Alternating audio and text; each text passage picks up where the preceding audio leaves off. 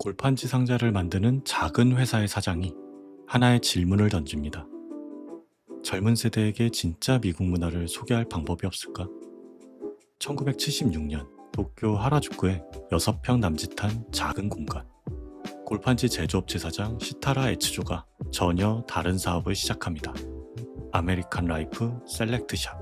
오늘날 전 세계에 170여 개 매장을 운영하는 거대한 라이프스타일 브랜드의 시작이었죠. 하지만 처음엔 정말 이상한 가게였어요. UCLA 대학생 기숙사를 그대로 옮겨놓은 듯한 연출에 의류와 함께 스케이트보드, 쥐덫, 롤러스케이트까지 온갖 잡다한 미국 제품들이 뒤섞여 있었거든요. 이 이상하고 작은 가게가 어떻게 일본 패션계의 아이콘이 되었을까요? 오늘의 이야기, 라이프스타일 브랜드 빔즈입니다. 그 전에 디멘터리의 다른 컨텐츠들도 궁금하시다면 구독과 함께 고정 댓글 확인 부탁드려요. 시타라 에츠조는 골판지 회사를 운영하던 평범한 사업가였어요. 하지만 1973년 오일 쇼크로 골판지 가격이 급등하자 사업 다각화를 고민하게 됩니다. 그때 만난 사람이 시게마츠 오사무. 하와이와 미군 부대를 오가며 진짜 미국 문화에 빠져있던 사람이었죠. 일본 젊은이들에게 진짜 미국 문화를 보여주자. 두 사람의 만남으로 1976년에 빔즈가 탄생합니다. 단순히 물건을 파는 게 아니라 미국 서부 대학생들의 라이프 스타일 전체를 일본에 가져오겠다는 야심찬 계획이었죠. 같은 해 일본 남성 패션 잡지의 전설 포파이도 창간됩니다. 부제는 시티보이를 위한 매거진. 빔즈와 포파이는 서로 협력하며 일본 젊은이들에게 새로운 문화적 기준을 제시하기 시작해요. 초기 빔즈의 특별함은 단순한 셀렉트샵을 넘어선 공간 연출에 있었어요. 매장 전체를 UCLA 대학생의 기숙사로 꾸몄거든요.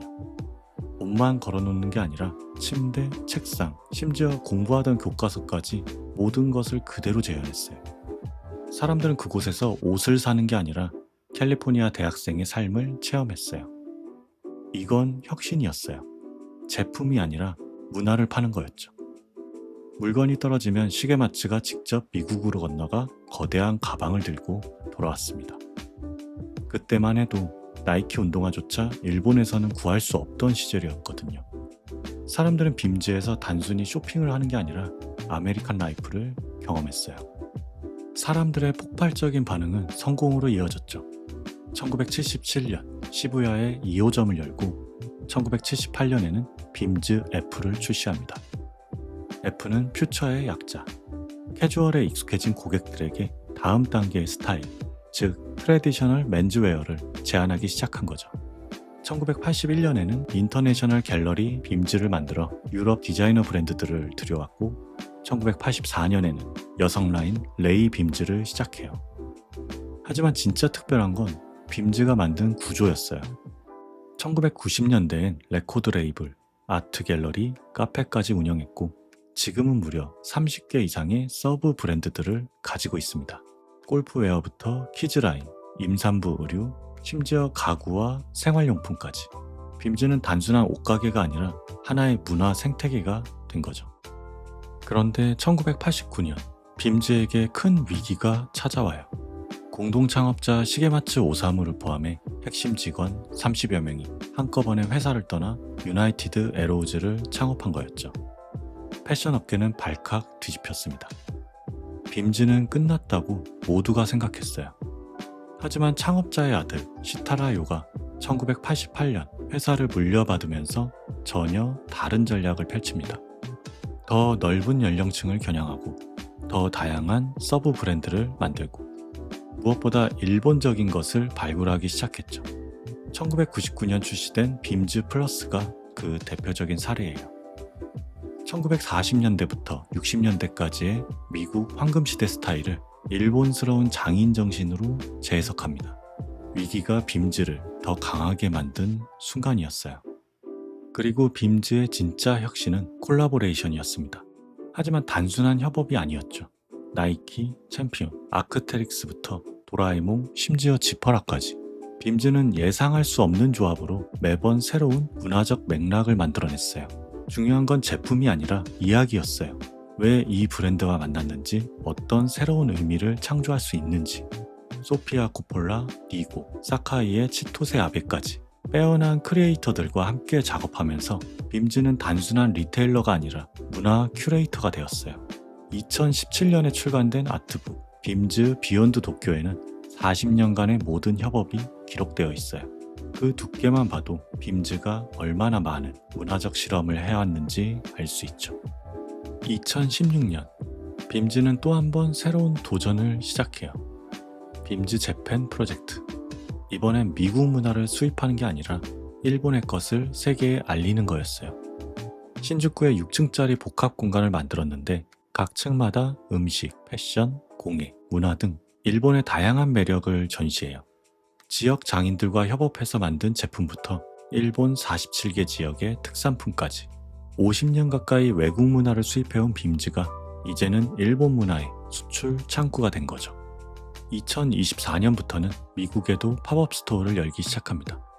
LA와 뉴욕에서 만난 미국 고객들의 반응은 예상보다 훨씬 좋았죠. 이제 더 이상 일본에서만 빔즈를 만날 필요가 없어졌다는 게 시타라요의 이야기예요.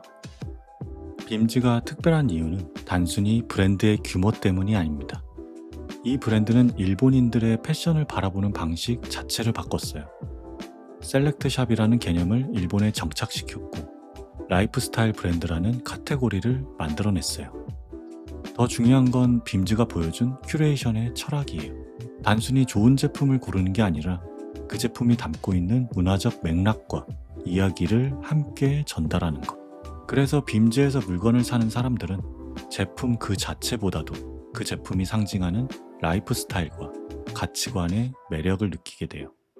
지금 일본 전역에서 볼 수 있는 수많은 편집샵과 라이프 스타일 브랜드들의 원형이 바로 빔즈인 거죠. 2026년이면 빔즈는 창립 50주년을 맞게 됩니다. 골판지 상자 회사에서 시작해서 일본 최대의 라이프 스타일 브랜드가 되기까지. 그 과정에서 빔즈가 계속 지켜온 것은 무엇일까요? 첫 번째는 호기심이에요. 항상 새로운 문화 안테나를 하늘 높이 세우고 최신 스타일과 라이프 스타일을 찾아다닌다는 창업 정신을 유지하고 있어요. 두 번째는 진정성이에요. 단순히 트렌드를 따라가는 게 아니라 그 안에 담긴 문화적 가치를 이해하고 일본스러운 맥락에서 재해석하는 거죠. 세 번째는 실험 정신. 실패를 두려워하지 않고 계속해서 새로운 시도를 하는 것. 지금도 빔즈는 VR 공간에서의 버추얼 패션쇼를 실험하고 있고 AI와 메타버스를 활용한 새로운 브랜드 경험을 준비하고 있죠. 50년 가까이 되어도 변하지 않는 것은 변화를 두려워하지 않는 마음인 것 같아요. 빔즈의 이야기는 결국 작은 가게 하나가 어떻게 문화가 되는지를 보여주는 사례이기도 해요. 중요한 건 규모가 아니었어요. 6평의 공간에서 시작했지만 그 안에 명확한 비전과 철학이 있었죠. 일본 젊은이들에게 새로운 문화와 관습을 보여주자. 그 꿈이 50년 가까운 시간을 거쳐 실제 현실이 된 거예요.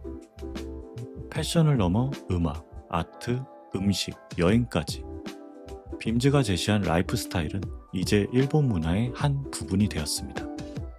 그리고 그 영향은 일본을 넘어 아시아 전체, 심지어 미국과 유럽까지 확산되고 있죠. 하나의 브랜드가 문화를 만든다는 것. 빔즈가 증명한 가장 중요한 가치는 바로 이것이 아닐까요?